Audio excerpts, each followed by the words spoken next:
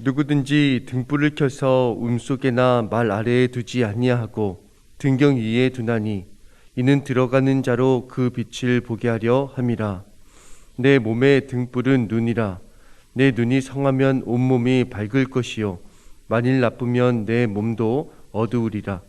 그러므로 내 속에 있는 빛이 어둡지 아니한가 보라. 내 온몸이 밝아 조금도 어두운 데가 없으면 등불의 빛이 너를 비출 때와 같이 온전히 밝으리라 하시니라. 아멘. 네, 매화교회 우리 성도 여러분들 힘을 내어 이렇게 모이셔서 너무나 감사합니다. 오늘 수요일인데 특별 새벽 기도에 이제 반환점을 돌고 있습니다. 여러분 믿음의 경주에서 정말 중요한 게 끝까지 달리는 겁니다. 포기하지 않고 여러분들 많은 분들 함께 권면하면서 우리가 연합하여 기도했으면 좋겠습니다. 여러분들 아마 이런 질문을 해보시기도 하고 받아보시기도 하셨을 거예요. 또 자녀 양육하시는 분들이라면 엄마가 더 좋아? 아빠가 더 좋아? 네, 여러분 해보시기도 하고 받아보시기도 하셨죠. 좀 당황스러운 질문입니다. 그리고 보통 이런 질문은 별로 없겠지만 여러분 여기 우리 청년들도 계시니까 여자친구가 이런 질문 하는 거 받아본 적 계세요? 자기 엄마랑 나랑 물놀이 하다가 동시에 빠졌어. 그 다음 질문 아시죠? 누구 먼저 구할 거야? 네, 이런 질문들은 좋지 않은 질문입니다. 왜 좋지 않은 질문일까요? 네, 관계의 온전함을 깨트릴 수 있는 질문이기 때문에 그래요. 이제 답을 하는 순간 어떤 답을 해도 관계가 깨어집니다. 그런데 아마 이런 질문이 있을 것 같아요. 자녀가 자라나면서 엄마 아빠를 사랑하니까 엄마 아빠에게 이런 질문을 해봅니다. 아빠는 엄마 더 사랑해? 아니면 날 사랑해? 날 더 사랑해? 자녀가 묻는 이 질문은 진지한 질문이죠. 여러분 이런 질문 받으면 답을 제가 정답을 알려드릴게요. 저도 이런 질문을 받게 될 때 어떻게 대답해야 되는지를 배웠습니다. 정답은요, 아빠는 엄마를 제일 먼저 사랑해, 제일 사랑해. 그리고 널 사랑해. 여러분 이 질문이 왜 정답이 될까요? 아이가 처음에는 되게 서운해 할 수 있습니다. 근데 그 대답을 듣고 안정감을 느낀다는 거예요. 왜냐하면 아빠와 엄마가 서로 사랑하고 연합하고 있다는 것으로 인해서 아이가 마음의 평안을 누린다는 겁니다. 아, 그렇구나. 아빠 엄마가 서로 사랑하니까 그 사랑 안에서 내가 사랑을 받는구나. 이것을 깨닫게 되고 평안을 누리게 된다는 거예요. 그러니 여러분 핵심을 봐야 되는 겁니다. 아빠와 엄마의 연합이 아이에게는 사랑의 밑바탕이 된다는 거. 그 핵심을 놓치면 엉뚱한 답하려고 하는 거지요. 올 한 해 우리가 하나님의 뜻을 품고 하나님의 마음에 순종해 가려고 하는데 그러려면 우리 삶에 대하여 핵심적인 질문을 해봐야 하는 것입니다. 핵심적인 질문을 놓치게 되면 엉뚱한 길로 갈 수가 있는 거죠. 여러분 한번 이 질문 앞에 여러분 한번 서보세요. 내 기쁨의 가장 깊은 기초가 오로지 하나님으로 인한 것인가? 아니면 내가 하나님의 위대한 능력을 바라보기 때문인가? 한번 생각해 보는 거예요. 질문이 비슷한 것 같지만 잘 들으셔야 됩니다. 나는 하나님을 찬양할 때 만족하는가? 아니면 하나님께 칭찬받을 때 만족하는가? 여러분 어떠세요? 그리고 내가 하나님 중심인 이유, 내가 하나님 중심으로 사는 이유가 하나님께 최고의 가치를 돌리기 위해서인가? 아니면 그 모든 것에 뛰어난 하나님께서 나의 가치를 높여주시기 때문인가? 질문해 보는 거예요. 여러분, 내게 천국이란 하나님을 보고 만나는 것인가? 아니면 내가 내 삶의 주인이 되어서 스스로 하나님이 되는 것인가?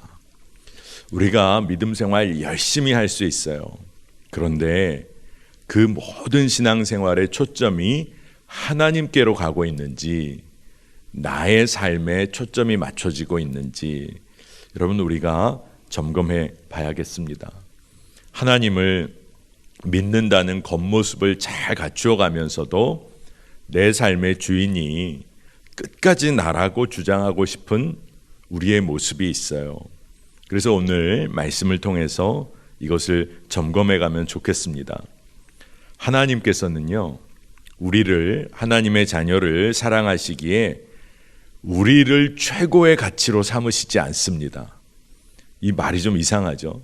하나님께서 하나님의 자녀를 너무나 사랑하시는데 그렇기 때문에 우리를 최고의 가치로 삼으시지 않고 하나님 당신께서 최고의 가치로 우리에게 임하신다는 거예요.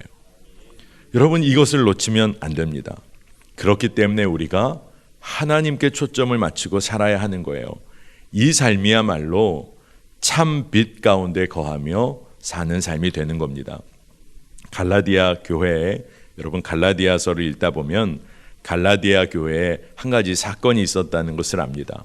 그것은 뭐냐 하면 거짓 교사들이 교묘하게 그 교회로 들어와서 성도들을 미혹하기 시작했다는 거예요. 갈라디아서 4장 17절 18절을 제가 읽어보겠습니다. 그들이 너희에게 대하여 열심내는 것은 좋은 뜻이 아니요 오직 너희를 이간시켜 너희로 그들에게 열심을 내게 하려 함이라.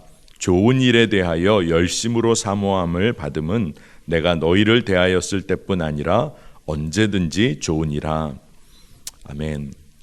이 말씀은 여러분 잘 살펴봐야 하는데 여기 열심을 다한다는 말이 나옵니다. 이 열심을 다한다는 말은 다른 성경에는 높인다는 말로도 번역된 성경 버전들이 있어요. 그런데 이 열심을 낸다는 것은 어떤 의미냐 하면 거짓 교사들이 갈라디아 교인들을 사로잡으려고 하는 거죠. 그래서 갈라디아 교인들을 높여줍니다. 그러면서 갈라디아 교인들에게 열심을 내었어요. 그리고 그들을 설득하려고 했다는 것입니다. 결국 이 거짓 교사들의 목적이 결국에는 어디로 향하게 되냐 하면 자신들에게 열심을 내도록, 거짓 교사들인 자신들에게 열심을 내도록 하는 것이었어요. 여러분, 거짓된 일의 결과가 있습니다. 하나님 바라보는 눈을 가리게 하는 거예요. 그리고 인간 자신을 바라보도록 합니다. 그러니까 우리가 이것을 잘 분별하고 이 정말로 미혹을 우리가 뛰어넘어야 하는 거죠. 요즘 우리가 살면서 진짜와 가짜를 분별하기 어려운 시대를 살고 있다. 이런 이야기들을 합니다. 근데 진짜와 가짜를 분별하기가 진짜 어려울까요? 여러분, 진짜와 가짜가 막 헷갈린다. 사람도 이게 진짜 좋은 사람인지 이 사람 정말 가짜인지 헷갈린다. 이런 이야기를 할 수도 있잖아요. 근데 정말 어려운 걸까요? 근데 여러분 한번 잘 들어보세요. 어떤 사람이 무엇을 즐겨서 행하는지를 잘 살펴보고 또 무엇을 먹고 마시기를 즐겨 하는지를 조금만 잘 주의 깊게 살펴보고 어떤 생각과 말을 주로 즐겨 하는지를 잘 살펴보면, 다시 말해서 그의 생활의 습관을 조금만 주의 깊게 살펴보면 진짜인지 가짜인지 구분하기 어렵지 않다는 거예요. 여러분 진짜 그렇지 않습니까? 어떤 사람의 말을 한번 주의 깊게 한번 들어보고 이 사람이 즐겨하는 게 뭔지를 한번 잘 살펴보면 이 사람 진짜인지 아닌지 알 수 있다는 거예요. 그런데 여러분 왜 근데 이거 분별하기가 어려운 걸까요? 사람들이 왜 이렇게 어렵다고 하는 걸까요? 저도 곰곰이 생각해 보니까 우리가 그 가짜의 삶이 부럽고 그 가짜처럼 살고 싶어서가 아닐까라는 생각이 들었어요. 그 가짜가 진짜였으면 하는 마음이 우리 안에도 있는 거예요. 그들이 가짜인 것을 믿고 싶지가 않은 거예요. 그 사람이 가짜라는 게 드러나는 것 보고 싶지 않은 거예요. 왜 그럴까요? 나도 그렇게 살고 싶으니까. 그 모습이 진짜였으면 하는 거예요. 여러분, 그렇기 때문에 우리의 믿음의 삶도 정말 십자가의 빛 앞에서 우리가 스스로 우리의 삶을 돌아봐야 할 줄 압니다. 우리가 다른 이들의 높임을 받아요. 그리고 다른 사람들이 우리를 보고 우리에게 열심을 낸다. 그렇다면 이런 경우에 이것이 하나님의 선한 목적을 위한 것이 되려면요, 그것은 우리를 보고 그 사람들이 그리스도를 따르는 삶으로 이끌림을 받을 때입니다. 많은 사람들이 막 여러분에게 관심을 갖고 여러분을 높이고 또 여러분에게 열심을 냅니다. 근데 그 초점이 우리 자신에게 오면 그것은 정말 두려운 일이에요. 그런데 그 초점이 우리를 통하여 그분들이 그리스도를 따르는 삶으로 이끌림을 받는다. 여러분이 정말 믿음의 길을 제대로 걷고 있는 겁니다. 그러니까 우리가 높아지려는 것, 우리 스스로가 높아지는 게 아니라 그리스도를 향한 열정으로 사람들을 이끌어낼 수 있다. 여러분의 삶이 복받은 삶이 되는 거예요. 고린도전서 11장 1절에 사도 바울이 이렇게 말합니다. 내가 그리스도를 본받는 자가 된 것 같이 너희는 나를 본받는 자가 되라. 사도 바울이 어떻게 이렇게 담대히 이야기를 할까요? 나를 통하여 하나님이 하신 일만 드러나기를 그가 늘 기도했기 때문에 그래요. 그러니까 내가 그리스도를 본받고 따르는 것 같이 너희도 그리스도를 본받으라 라는 말을 하고 싶은데 뭐라고 얘기를 해요? 나를 본받는 자가 되라. 이게 뭡니까? 나를 통하여 주님이 하신 일만 너희가 보기를 원한다. 이 이야기인 거예요. 그러니 사도 바울이 갈라디아 교회 성도들이 주님 따르는 자로 굳건히 서기를 간절히 기도한 겁니다. 여러분, 이곳에 모인 성도님들 많이 계세요. 여러분의 삶을 통해서 그리스도께 나오는 자들이 너무나 많아지기를 축복합니다. 여러분, 믿음의 길을 걷고 있다면 담대하세요. 나를 통하여 수많은 이들이 그리스도께로 나오기를 원합니다. 이게 우리의 기도의 제목이 되어야 할 줄 믿습니다. 여러분이 하나님으로부터 존귀 여김을 받고 사랑받는다고 느낀다면 여러분, 그건 정말 복된 일이고 감사한 일이죠. 그런데 우리의 삶은요, 하나님의 위대하심을 찬양하는 것이 우리 삶의 최고의 만족이 돼야 합니다. 여러분, 하나님으로부터 받은 선물 중에 가장 귀하고 놀라운 선물이 여러분에게는 뭐라고 생각하세요? 여러분은 어떤 것을 하나님에게 받은 가장 큰 선물이라고 생각하십니까? 여러 가지 답이 있을 수 있겠지만 하나님이 주시는 가장 큰 선물은 하나님 그분이신 거예요. 하나님 그분이 우리 삶의 가장 최고의 선물이신 것입니다. 그러면 이 믿음의 선물, 이 놀라운 선물을 누리기 위해서는 뭐가 필요하냐면 우리에게 그것을 바라보고 분별할 수 있는 믿음의 눈이 열려야 한다는 거예요. 근데 참 우리가 어리석어서 우리가 보고 싶은 것만 볼 때가 참 많습니다. 너무 원하는 것만 바라보려고 하다 보면 우리가 진짜 엉뚱하게 잘못 보게 되는 거 여러분 아시죠? 여기에 아마 군대 다녀오신 분들 계시잖아요. 군대에서 경계를 설 때 어떤 것을 가르치냐 하면 너무 한 곳을 뚫어지게 보지 않게 합니다. 어느 정도 시간이 지나면 시야를 다른 데로 옮기도록 해요.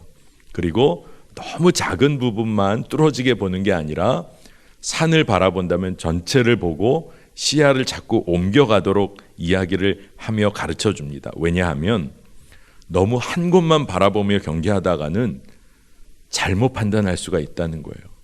어두운데 저 멀리 어느 한 지점을 보다가 거기에 꼭 뭐가 있는 것처럼 보이기 시작하는 거예요. 나무가 있는데 그 나무가 이상하게 다른 모양으로 보이기도 한다는 거죠.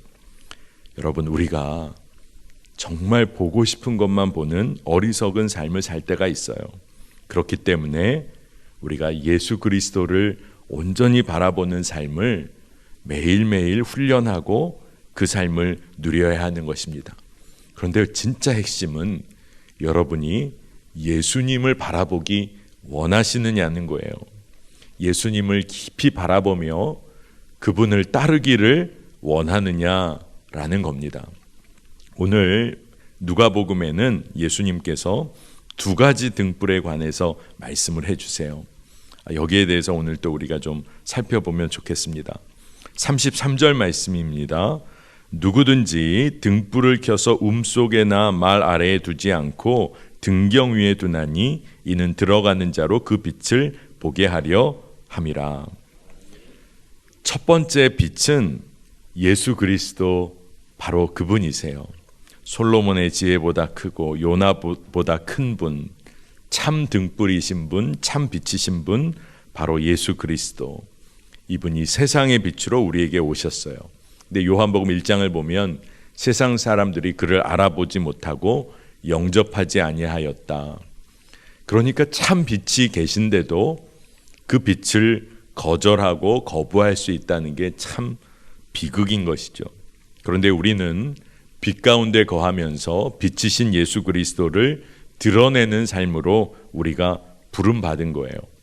그러니까 우리의 삶이 제대로 가기 위해서는 참 빛이신 예수 그리스도를 바라봐야 하는 것입니다. 그런데 말씀을 보면 그 빛에 관하여 이야기하면서 두 가지 등불을 이야기하거든요. 첫 번째가 예수 그리스도시고 두 번째는 34절의 초반부를 보면 이렇게 기록이 되어 있습니다. 내 몸의 등불은 눈이라. 여러분, 예수님을 바라볼 수 있는 눈을 갖게 되는 것이 바로 그 눈이 등불이라는 거예요. 근데 이 말은 좀 풀어서 우리가 따라가 보면 예수님을 바라보는 우리의 눈, 근데 그것은 나의 실체를 바라볼 수 있는 눈이기도 해요. 그래서 등불의 역할을 하는 것입니다. 34절에 이제 후반부를 따라가 보면 내 몸이 성하면 온 몸이 밝을 것이요 만일 나쁘면 내 몸도 어두우리라. 그러니까 우리가 우리의 실체를 바라보지 못하고 살다 보면 우리의 삶은 온통 어두움에 거하는 삶으로 이끌려진다는 겁니다. 그래서 오늘 말씀에 35절 이어집니다. 그러므로 내 속에 있는 빛이 어둡지 아니한가 보라. 여러분, 이게 정말 중요한 말씀이에요. 여러분 속에 있는 빛이 어둡지 아니한가를 살펴봐야 한다는 것입니다. 빛이 아닌데도 빛으로 여기며 사는 어두운 눈이 문제인 거예요. 빛이 아닌데 세상의 화려함이 빛이라고 생각하고 살고 있다? 이거 정말 심각한 문제라는 겁니다. 오늘 우리가 읽은 말씀 본문의 유일한 명령문이 어둡지 아니한가 보라는 말씀이에요. 어둡지 아니한가. 여러분의 눈이 보는 것 주의해야 합니다. 여러분, 요즘에 워낙 영상이 막 범람하는 시대라 폭력적인 장면을 보았다. 음란한 장면, 탐욕적인 장면, 강한 이미지를 봅니다. 그러면 여러분 어떠세요? 우리의 마음과 생각이 굉장히 영향을 많이 받습니다. 우리의 마음이 흔들릴 때가 많아요. 눈에 보여지는 것 따라서 여러분의 마음이나 여러분의 삶의 방향이 확 바뀔 때가 있습니다. 여러분 홈쇼핑 보다가 어떻게 하세요? 네, 5분밖에 안 남았다고 하면 여러분 어떻게 하세요? 갑자기 막 전화하십니까? 우리가 보는 것이 우리의 삶을 확 움직여 버립니다. 그런데 예수 그리스도를 바라보는 눈이 가려지고 세상 바라보는 눈이 활짝 열려졌다. 여러분 삶이 어떻게 되겠어요? 우리의 삶은 온통 어두움으로 빠져들지 모릅니다. 여러분 중에 그런 분이 안 계시겠지만 난 여전히 세상의 빛이 좋아, 화려한 빛이 좋아, 이런 마음 드시는 분 계십니까? 우리가 분명히 깨달아 알아야 합니다. 아침이 밝아와서 태양이 비추면요, 소위 세상의 빛은 아무 소용이 없는 거예요. 다시 말해서 정말로 빛의 근원 앞에 서게 되면 진짜와 가짜는 드러나게 된다는 겁니다. 빛이 드러나면요, 어두움은 과거예요. 여러분, 빛과 어두움의 싸움이 가능하다고 생각하십니까? 아니죠. 빛과 어두움의 싸움은 절대 성립이 안 돼요. 어둠이 힘을 얻을 수가 없어요. 그러면 목사님, 어떻게 우리가 자꾸 어두움 가운데 빠집니까? 한 가지 예외가 있는 거예요. 우리 스스로가 이 어두움을 빛이라 여기며 살고 있으면 우리가 넘어지고 쓰러지고 지게 되는 거예요. 그래서 오늘 말씀을 보니까 참 빛에 거하라. 그리고 참 빛이신 예수 그리스도를 바라보라는 거예요.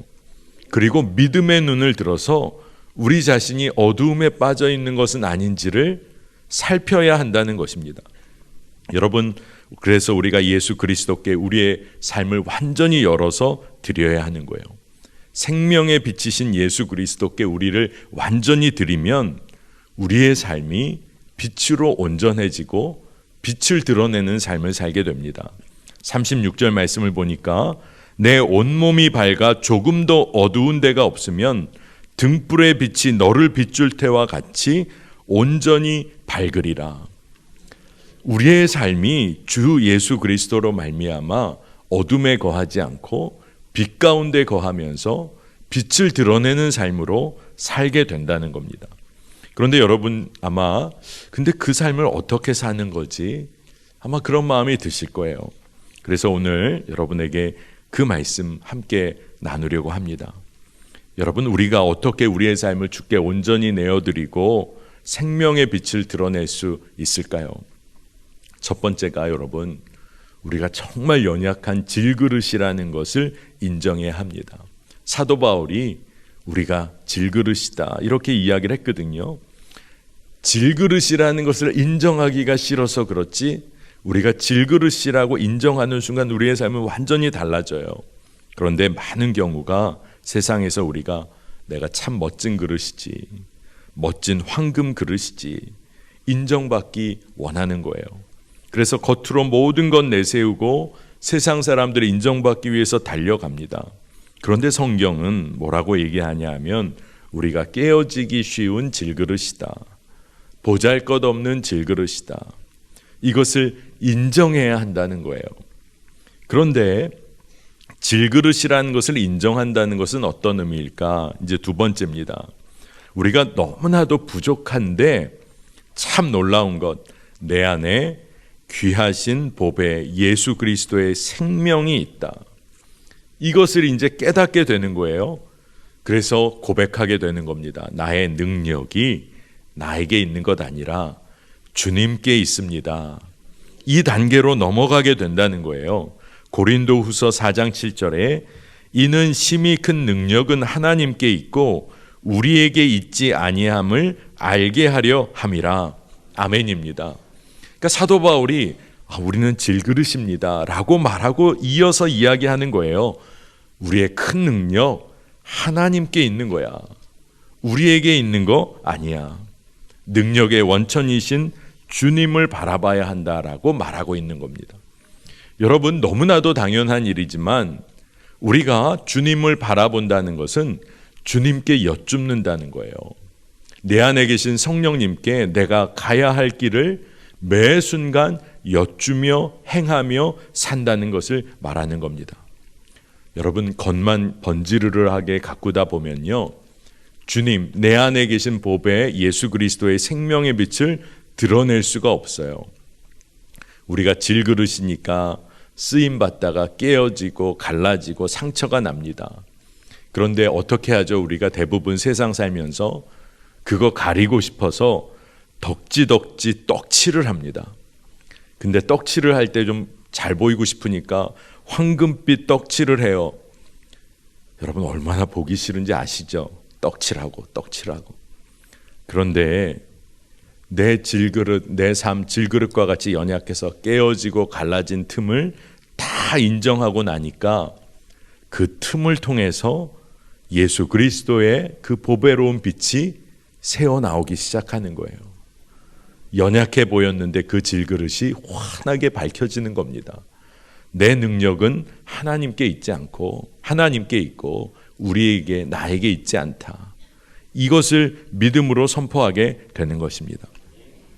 제가 한국에 돌아와서 목회를 막 다시 시작했을 때 얼마 되지 않았을 때 늦은 밤에 제가 전화 한 통화를 받게 됐어요.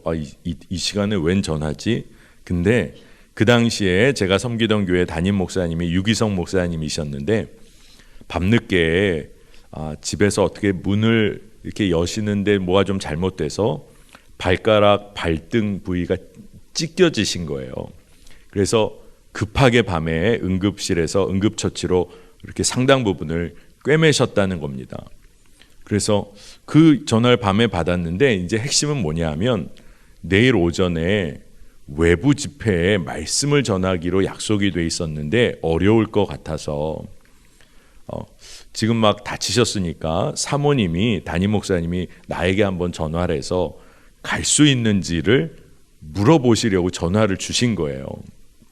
저 늦은 밤인데 내일 오전 집회를 가서 말씀을 갑자기 전해야 하는 그런 전화였어요. 근데 곰곰이 생각해 보니까 안 간다고 하기도 그렇고 가야겠다는 마음이 들었어요. 순종해야겠다. 그리고 그때가 신년에 특별 새벽기도 말씀을 제가 전하고 있던 터라 하나님이 주신 말씀이 있으니 가서 전해야겠다. 그래서 그때는 정말 그냥 순종하는 마음으로 가겠습니다. 제가 가죠. 근데 그날 밤부터 마음에 괜히 말했나? 별 생각이 다 드는 겁니다. 근데 제가 가게 된 집회가 어떤 집회냐면 아마 여러분 여기 아시는 분들 계실 거예요. 인천 마가의 다락방 신년 집회에 제가 하루 맡아서 가게 된 상황이었어요. 아침에 일찍 준비해서 갔습니다. 근데 갔더니 상황이더라고요. 왜냐하면 신년 특별 집회에다가 특별한 강사님 오신다고 성도님들이 엄청 많이 오셨어요. 그래서 말씀 단에 서기 전에 이렇게 앉아서 함께 찬양하고 기도하는 가운데 마음에 좀 눌림이 있었습니다. 그러다가 그냥 담대히 선포해야겠다 하고 강단에 올랐는데 분위기가 어떨까요? 저 사람은 누구야? 이 집회 특별 집회여서 왔는데 저 사람은 누구지? 이런 분위기예요. 근데 제 마음에 하나님 주신 마음이 있어서 제가 이렇게 이야기하고 말씀을 전하기 시작했습니다. 여러분, 은혜 받기에 너무 좋은 조건인 것 같습니다. 예수님만 바라보기에 가장 좋은 최적화된 조건인 것 같습니다. 강사 바라보지 않아도 될 너무 좋은 조건입니다. 저는 누군지 모르셔도 됩니다. 그러면서 말씀을 전하기 시작했어요.